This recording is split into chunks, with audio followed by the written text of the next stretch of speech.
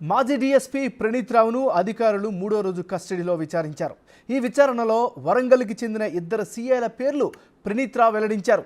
ప్రణీత్ రావు ఎస్ఐబికి రాకముందు నుంచే ఫోన్ ట్యాంపింగ్ జరుగుతున్నట్లు పోలీసులు గుర్తించారు. ప్రణీత్ రావుతో పాటు డిసెంబర్ 4వ తేదీన ఎస్ఐబి కార్యాలయానికి మరో ఇద్దరు వ్యక్తులు వెళ్లారు.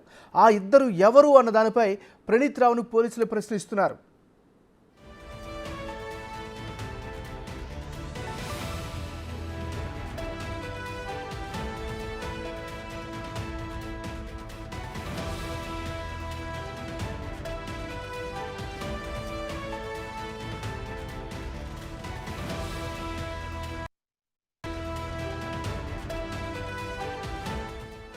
వెంటనే మనం బ్రేకింగ్ న్యూస్ చూస్తున్నాం. మాజీ డీఎస్పీ ప్రణీత్ రావును అధికారులు మూడో రోజు కస్టడీలో విచారించారు. ఈ విచారణలో వరంగల్కి చెందిన ఇద్దరు సీఐల పేర్లు ప్రణీత్ రావు వెల్లడించారు.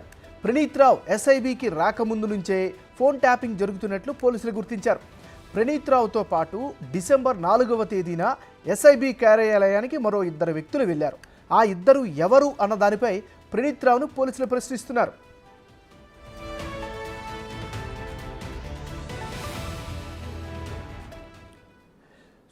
ఓవరాల్గా ఈ ఇష్యూకి సంబంధించి ఈరోజు జరిగినటువంటి విచారణకు సంబంధించి పూర్తి సమాపని మా రిపోర్టర్ సురేష్ అందిస్తారు. సురేష్, చెప్పండి, ఈరోజు మొత్తం ఏం తెలియదు? ఈరోజు కస్టడీలో మూడో రోజు విచారించారు ప్రణీత్ రావుని. ఇంకా విచారణ కొనసాగుతూ ఉంది. అయితే చాలా కీలకమైన అంశాలు ఈరోజు ప్రణీత్ రావు నుంచి అధికారులు రాబట్టినట్టు తెలుస్తుంది. ఉదయం 10 గంటల నుంచి మధ్యాహ్నం 1 గంట వరకు కూడా west zone DCP Vijay Kumar ఆధ్వర్యంలో విచారణ చేశారు. ఆ విచారణలో చాలా ప్రశ్నలు ప్రణీత్ రావుకి అడగడం జరిగింది. ఆ ప్రశ్నలకు సంబంధించి పూర్తి స్టేట్మెంట్ని కూడా ఇద్దరు రైటర్లను పెట్టి మొత్తం పిన్ టు పిన్ రికార్డ్ చేస్తున్నారు. ఆ రైటింగ్ రూపంలో రాసుకుంటున్నారు. ఎందుకంటే ప్రణీత్ రావు చెప్పే ప్రతి మాట కూడా ఈ కేసులో చాలా కీలకం కాబట్టి ఆ కేసుకు సంబంధించిన పూర్తి వివరాలు, ఆధారాలు, అదేవిధంగా ప్రశ్నల వర్షం ప్రణీత్ రావుపై కురిపిస్తున్నారు. అయితే ప్రణీత్ రావు డిసెంబర్ 4వ తేదీన ఎస్ఐబి కార్యాలయానికి వెళ్ళాడు. ఎస్ఐబి కార్యాలయంలో ఉన్న హార్డ్ డిస్క్లు, కంప్యూటర్సు, ఆ 2 వార్ రూమ్లకు సంబంధించిన పూర్తి సమాచారాన్ని అంతా కూడా ధ్వంసం చేశాడు. అయితే ఒక్కడే ఈ ధ్వంసం చేయడానికి వెళ్ళలేదు, ఇతనితో పాటు మరో ఇద్దరు వెళ్ళారు. వారు ఎవరు? ఎందుకంటే సీసీ కెమెరాలు ఆఫ్ చేసిన తర్వాత ఇద్దరిని కూడా తీసుకెళ్ళినట్టు గుర్తించడం జరిగింది. అయితే ఎస్ఐబికి సంబంధించి సర్వర్ని కూడా పూర్తిగా స్మాష్ చేసినట్టు అధికారులు గుర్తించడం జరిగింది. ఇతనికి సహకరించిన మరో ఇద్దరు సిఐలకు సంబంధించి విచారణ కూడా జరుపుతున్నారు. వాళ్ళ పేర్లు కూడా వెల్లడించారు. అసలు ఎస్ఐబిలో ఎలాంటి కార్యక్రమాలు చేశాడు, ప్రణీత్ రావుకు సంబంధించి ఎవరెవరి పాత్ర ఉంది, ఇప్పుడు ఎస్ఐబి కార్యాలయంలో ఇతనితో పాటు కలిసి ఎవరు ఆ డ్యామేజ్కి పాల్పడ్డారు, వారి స్టేట్మెంట్ని కూడా రికార్డ్ చేయనున్నారు.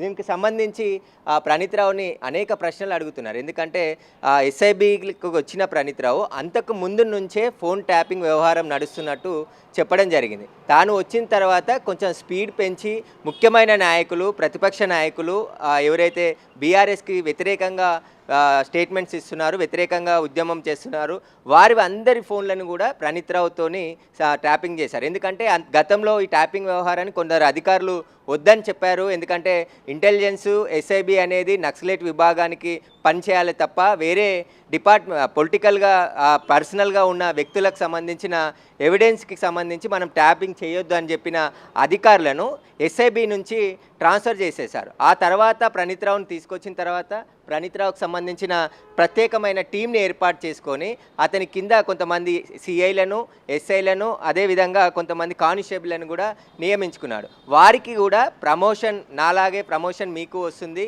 ఎందుకంటే ప్రభుత్వానికి సహకరించి మనం పనిచేయాలి, ప్రభుత్వం చెప్పింది చేయాలి, గత ప్రభుత్వం అని చెప్పేసి కూడా వారికి మాటలు చెప్పినట్టుగా స్టేట్మెంట్ ఈరోజు ఇవ్వడం జరిగింది.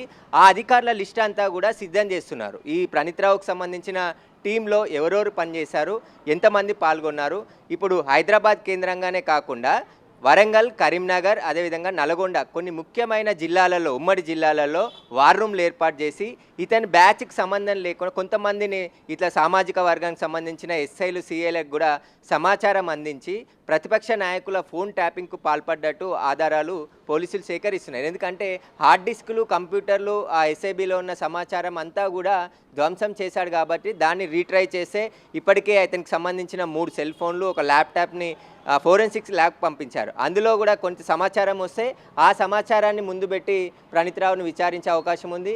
ఇప్పుడు ప్రణీత్ రావు ఇచ్చిన స్టేట్మెంట్ ఈరోజు చాలా ముఖ్యమైన నాయకుల పేర్లతో పాటు అధికారుల పేర్లు కూడా చెప్పినట్టు తెలుస్తుంది. ప్రత్యేకంగా ఇప్పుడు వెంకటగిరి జూబ్లీహిల్స్ ఏసీపీ వెంకటగిరి ఆధ్వర్యంలో విచారణ కొనసాగుతుంది. ఆ స్టేట్మెంట్ ఇంకా రికార్డ్ చేస్తున్నారు. మొత్తం వీడియో రికార్డింగ్ కూడా ఇతని స్టేట్మెంట్ రికార్డ్ చేస్తున్నారు. ఎందుకంటే కోర్టులో సబ్మిట్ చేయాల్సి కాబట్టి కన్ఫెషన్ రిపోర్ట్, ఇతను ఇచ్చే రిపోర్టే చాలా కీలకంగా ఉండబోతుంది.